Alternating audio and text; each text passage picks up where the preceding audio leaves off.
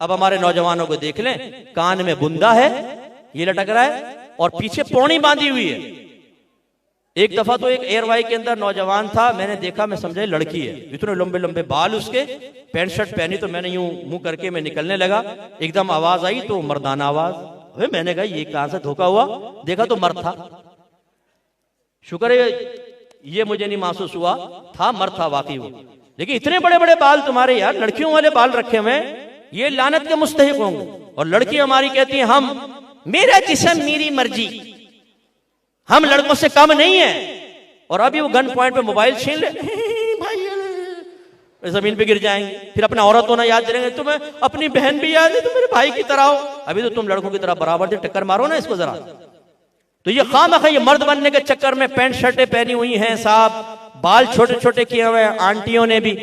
پیچھے سے دیکھیں تو پرکٹی مرغی بنی ہوئی ہے، لگے کبھی مرد کھڑا ہوا، یہ پلٹ کے دیکھیں تو یہ تو آنٹی ہے۔ تو یہ حالت ہے ہماری گھر میں، برکتیں کیسے پیدا ہوں گی؟ علماء کی ضرورت ہے۔ آپ آئیے، عالم بنے، مفتی بنے، شارٹ کورسز کو جوائن کریں میرے بچوں، ورنہ بہت غلط معاملہ ہو سکتا ہے۔ ان قریب ملک الموت علیہ السلام آپ کے گھر پر بھی آ کر ہر ایک کے دروازے زندگی پہ دستک دیں گے۔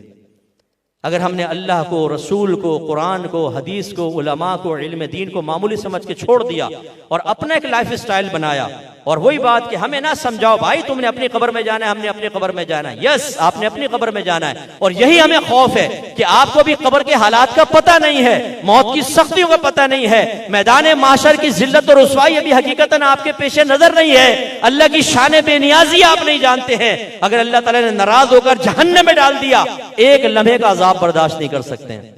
عذابات قبر ہو گئے نہیں برداشت کر سکتے ہیں۔ اس لیے ہم آپ کو سمجھا رہے ہیں، بڑے پیار کے ساتھ، محبت کے ساتھ، سختی کے ساتھ، نرمی کے ساتھ، خدا را آئیے دین کی طرف، جس کے لیے میرے نبی نے پتھر کھائے ہیں، سرکار کے جسم سے خون نکلا ہے، سرکار کو شاعر، پاگل، مجنون اور پتہ نہیں کیا کیا گندی گندی باتیں کہی گئی ہیں، سینے پہ سرکار نے زخم سہے ہیں ہمارے لیے، اور اس کے باوجود جب یہ آیت نازل ہوئی وَلَسَوْفَ يُعْطِيكَ رَبُّكَ فَتَرْضَىٰ، اے حبیب ان قریب آپ کا رب آپ کو اتنا عطا فرمائے گا کہ آپ راضی ہو جائیں گے۔ تفسیر ابن عباس میں سرکار نے اللہ کی بارگاہ میں عرض کیا، رب کریم اگر یہی بات ہے تو میں اس وقت تک راضی نہ ہوں گا جب تک میری ساری امت داخل جنت نہ ہو جائے۔ وہ اتنا پیار کرنے والے میرے آقا ہیں اور ہم ان کا کہنا نہیں مانتے۔ اگر ویڈیو اچھی لگی ہو تو اس کو دوسروں کے ساتھ ضرور شیئر کیجیے، اور ہاں ایسی ویڈیوز کے لیے چینل کو سبسکرائب کرنا مت بھولیں۔